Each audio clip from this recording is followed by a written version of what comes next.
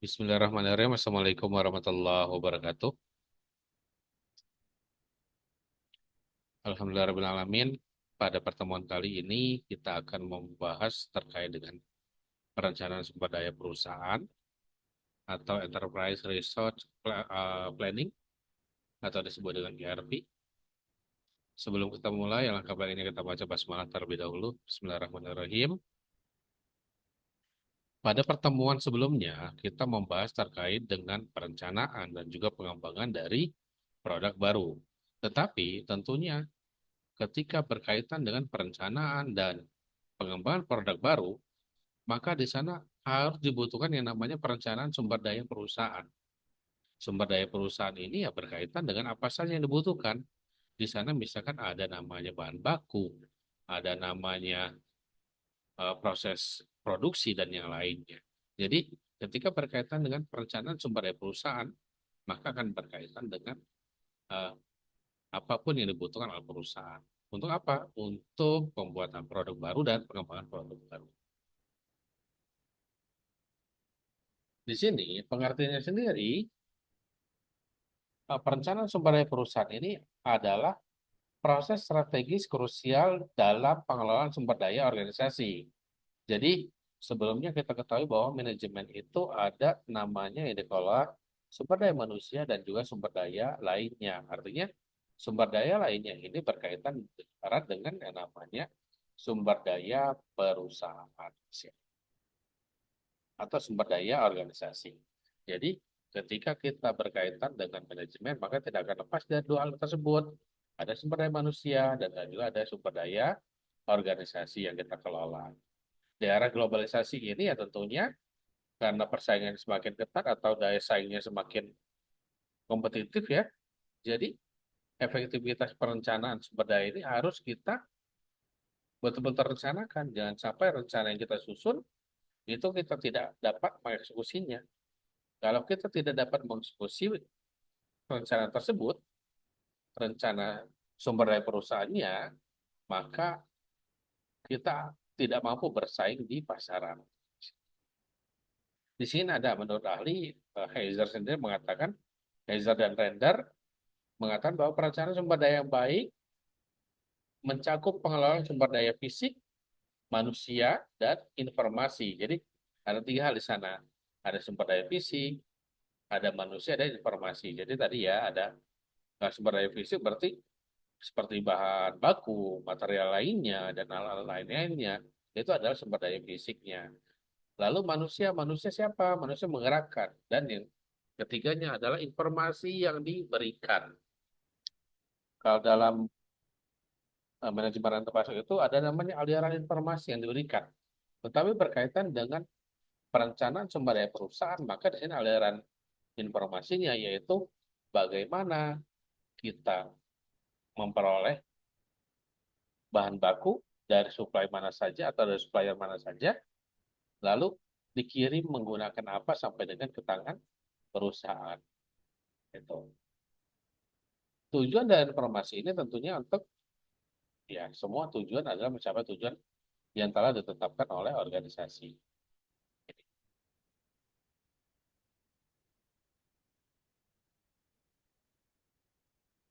Ada tiga hal pentingnya perencanaan sumber daya. Yang pertama adalah keunggulan kompetitif, artinya kita mampu berdaya saing di pasaran. Misalnya. Kalau kita mampu, produk kita mampu bersaing di pasaran, maka produk kita akan dicintai oleh konsumen dan menandakan bahwa apa sumber daya perusahaan yang dikelola sudah berjalan secara efektif dan efisien dan berkelanjutan. Misalnya. Artinya apa? Ketika produk kita dicintai, maka produk kita akan berlanjut dicintai oleh konsumen. Tentunya kita perhatikan juga bahwa untuk keunggulan kompetitif, kita harus memperhatikan apa yang diinginkan oleh konsumen. Yang kedua adalah namanya pertumbuhan stabil. Pertumbuhan stabil ini berarti pertumbuhannya terus meningkat atau stagnan di sana. Kalau di dalam perusahaan ya tentunya harus meningkat, tidak boleh turun, tidak boleh stagnan saja sudah dibilang itu adalah suatu kerugian. Makanya ketika dalam perusahaan, ketika sedang produk yang bertumbuh, maka dia harus stabil, bahkan harus terus meningkat. Gitu.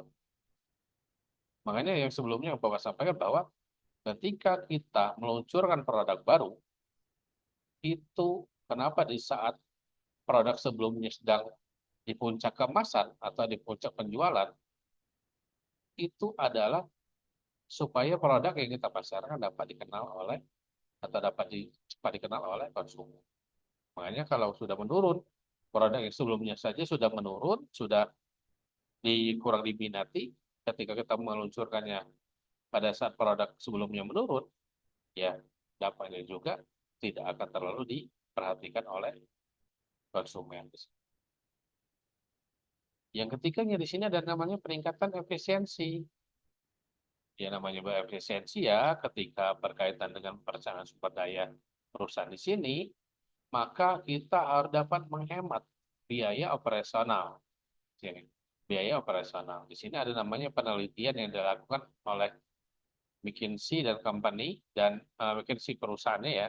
Perusahaan McKinsey ini ketika sumber daya perusahaan sudah direncanakan atau direncanakan dengan sebaik-baiknya, maka dapat menghemat atau mengefisienkan operasional perusahaan hingga sampai dengan 30% di sini.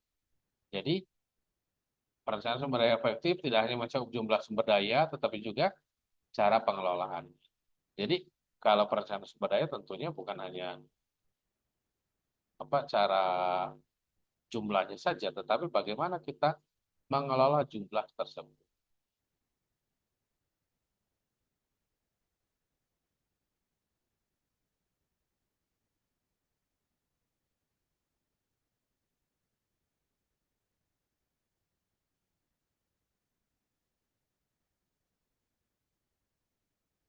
Selanjutnya adalah kita harus melakukan analisis SWOT terlebih dahulu. Ketika kita akan melakukan perencanaan sumber daya perusahaan, tentunya kita harus melakukan yang namanya analisis SWOT. Di sini ada namanya strong, kekuatan kita bagaimana, ada namanya weakness, kelemahannya, ada namanya opportunis, peluang, dan threat, ancaman. Artinya ketika kita akan merencanakan sumber daya perusahaannya atau merencanakan pengembangan produk baru, perencanaan produk baru, itu kita harus gunakan SWOT ini, SWOT analisis. Atau sering disebut, ada juga mengatakan bahwa TOWS, TOWS, dibalik ya, bukan SWOT, tapi TOWS di sini. Ada yang namanya, mereka menilai dari ancaman terlebih dahulu, baru peluang, baru nanti dikaitkan dengan kelemahannya apa dan kekuatannya apa. Pada dasarnya hampir sama, tetapi kalau dalam SWOT itu yang dinilai adalah kekuatan internal bagaimana, kekuatan perusahaan bagaimana. Ketika produknya dicintai oleh masyarakat atau oleh konsumen, apakah modal yang dimiliki oleh perusahaan dapat memenuhi biaya produksi tidak? Kalau dapat memenuhi biaya produksi, berarti secara tidak langsung, secara modal itu sudah kuat, memiliki kekuatan dalam modal. Yang kedua, kekuatan kita dalam ide. Produk yang kita luncurkan tentunya harus memiliki ide baru atau ide pengembangan. Artinya apa? Ketika kita sudah berinovasi, tentunya produk itu memiliki kekuatan sendiri. Yang kedua, kelemahannya. Kelemahan dari perusahaan kita apa? Misalkan tidak mampu memenuhi apabila pesanannya melonjak tinggi. Kalau tidak mampu memenuhi itu, maka kita harus melakukan kolaborasi dengan perusahaan-perusahaan lain. Di era digital saat ini, atau Indonesia menuju Indonesia emas pada 2045, itu artinya apa? Artinya bahwa segala bentuk apapun, baik pendidikan, baik belajar, baik perusahaan, itu harus saling berkolaborasi. Ketika kita tidak mampu, maka kita harus menggandeng perusahaan lain yang sejenis. Artinya berbagi keuntungan walaupun sedikit daripada kita tidak mampu memenuhi keinginan atau kebutuhan dari pasar. Gitu. Yang ketiganya, oportunis. Bagaimana peluangnya? Peluangnya bagus tidak? Kalau misalkan peluang di pasar tidak bagus, ya jangan kita lakukan. Jangan kita penuhi kebutuhannya. Atau misalkan peluang produk itu jelek, maka kita harus memperbaiki dulu produk itu. Jangan kita paksakan untuk dijual. Ancamannya, ancaman ini adalah ancaman dari pesaing. Pesaing isu apa saja yang diterapkan oleh pesaing.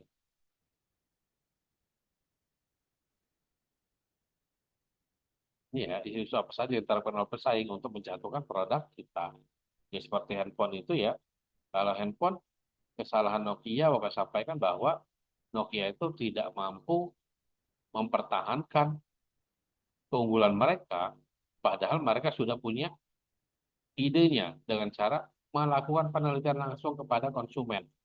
Tetapi dari ide itu tidak ada eksekusi, bahkan mereka cenderung meremehkan bahwa Nokia akan tetap dicintai walau sampai kapanpun. Nyatanya, ketika ada smartphone dari hasil ide Nokia tadi, ketika dibaca oleh smartphone dan dieksekusi, dibuat oleh Samsung, akhirnya apa? Nokia sampai saat ini untuk bangkit pun sudah sangat susah. Dikenal saja, orang kalau anak-anak sekarang ditanya Nokia mungkin tidak tahu jawabannya. Tidak tahu bentuknya bagaimana Nokia. Kalau dulu sangat tenar, ada Nokia pisang, ada Nokia 3310, 3315, ada namanya 8250, 8210, dan yang lain-lainnya. Kalau ditanya sekarang, Nokia masih produksi? Enggak, masih. Tetapi untuk bertahan hidup saja sudah bersyukur mereka.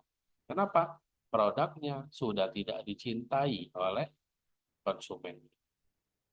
Oleh masyarakat sudah tidak dicintai produk tersebut. Jadi dengan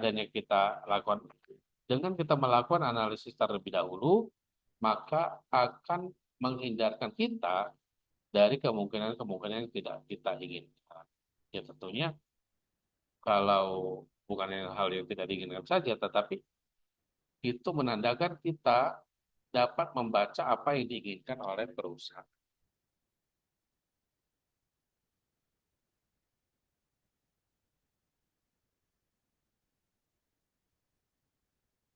Selanjutnya, di sini ada namanya sistem perencanaan sumber daya perusahaan. Perencanaan, pengelolaan, pengawasan, dan evaluasi.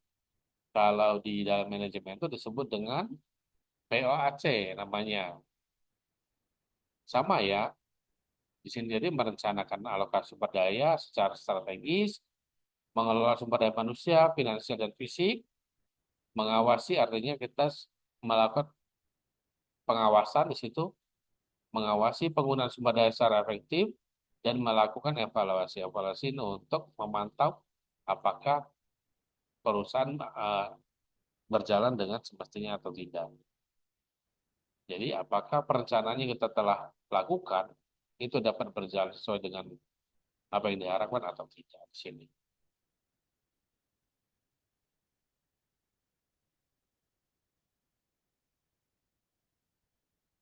Selanjutnya adalah dampak dari sistem perencanaan sumber daya.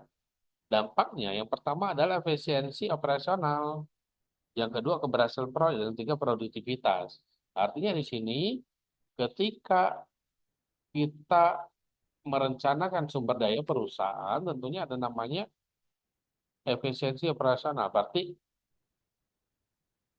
efisiensi dana yang kita gunakan itu lebih terarah, bahkan bisa dibilang lebih irit daripada kita tidak rencanakan.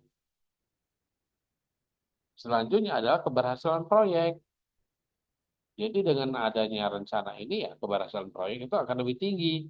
Misalkan kita tadi tidak dapat memenuhi, supaya dapat terpenuhi maka kita berkolaborasi dengan perusahaan sejenis dengan tiga perusahaan yang sama, misalnya atau perusahaan besar sekalian. Itu dapat membantu keberhasilan apa yang sudah diinginkan oleh pasar atau ditetapkan oleh perusahaan di sini. produktivitas, disebutnya produktivitas ini ya, melalui kolaborasi, maka produktivitas akan meningkat. Melalui kolaborasi di sini akan meningkat. Jadi, kolaborasi yang dilakukan akan dapat meningkatkan kinerja dari perusahaan.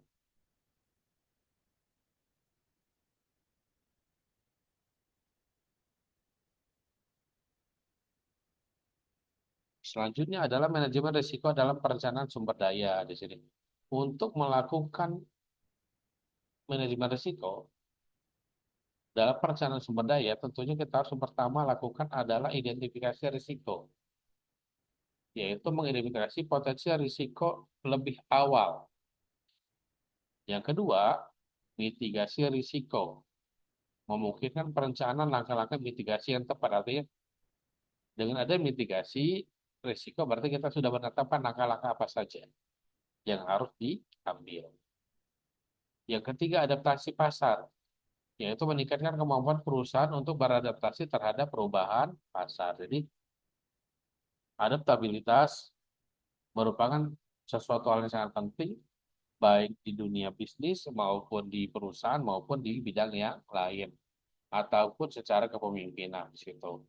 Jadi, adaptasi ini sangat penting sekali, apalagi berkaitan dengan kemampuan perusahaan kemampuan perusahaan dalam memenuhi keinginan pasar.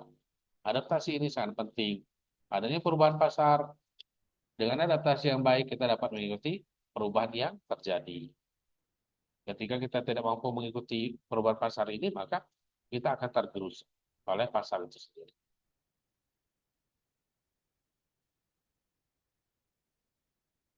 Yang keempat adalah keunggulan kompetitif. Jadi dengan kita sudah memanage risiko, tentunya ada namanya keunggulan yang diberikan oleh perusahaan. Jadi dengan adanya keunggulan ini, memberikan keunggulan dalam menghadapi ketidakpastian pasar atau kita memiliki produk yang lebih unggul daripada pesaing-pesaing yang lain.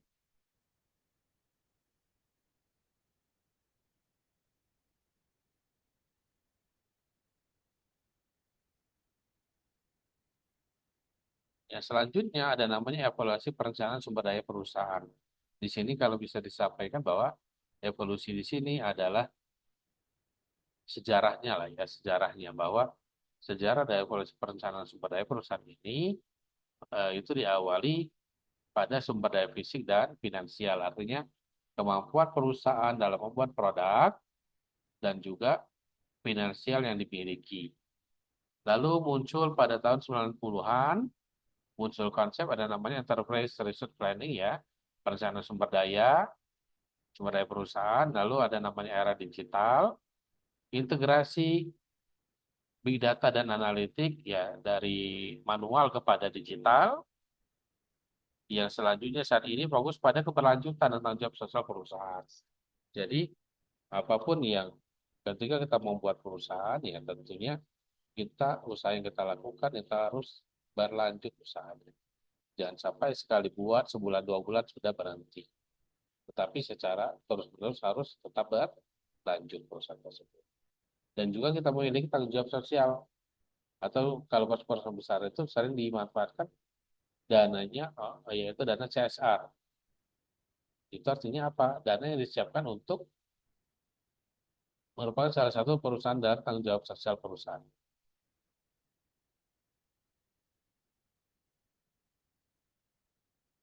Selanjutnya adalah dampak teknologi pada perencanaan sumber daya. Yang pertamanya ada namanya dengan adanya big data dan teknologi ini akan dapat meningkatkan akurasi prediksi dan pengambilan keputusan. Artinya apa? Dengan adanya big data, kita dapat meningkatkan akurasi prediksi kita dan juga keputusan yang kita ambil akan tepat. Yang kedua ada namanya analitik. Setelah ada namanya prediksi, ada namanya analisis. Analisis ini ya terkait dengan tren pasar dan perilaku konsumen. Yang ketiga ada namanya cloud computing. Di sini dapat meningkatkan aksesibilitas dan fleksibilitas. Jadi dapat meningkatkan akses dan fleksibel kita kepada sistem perencanaan yang telah tentukan. Yang keempat, tentunya kecerdasan buatan. Kita dapat mengoptimalkan proses perencanaan dan pengambilan keputusan. Jadi, dengan adanya kecerdasan buatan ini, kita dapat eh, melakukan kajian-kajian atau melakukan pembuatan rencana-rencana yang lebih efektif dan juga biayanya lebih efisien.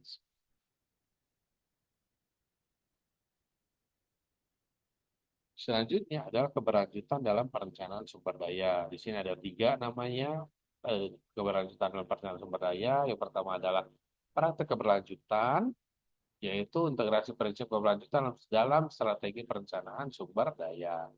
Yang kedua, tanggung jawab sosial. Jadi implementasi program CSR sebagai bagian dari perencanaan sumber daya perusahaan. Yang ketiga, efisiensi energi. Jadi dengan adanya perencanaan sumber daya, maka perencanaan penggunaan energi yang lebih efisien dan ramah lingkungan. Jadi energi yang digunakan lebih ramah lingkungan dan lebih efisien. Materi kita sudah habis. Baiklah kita tutup saja pembelajaran ini dengan bersama-sama dalam. Alhamdulillah, Rabbil Alamin. Assalamualaikum warahmatullahi wabarakatuh.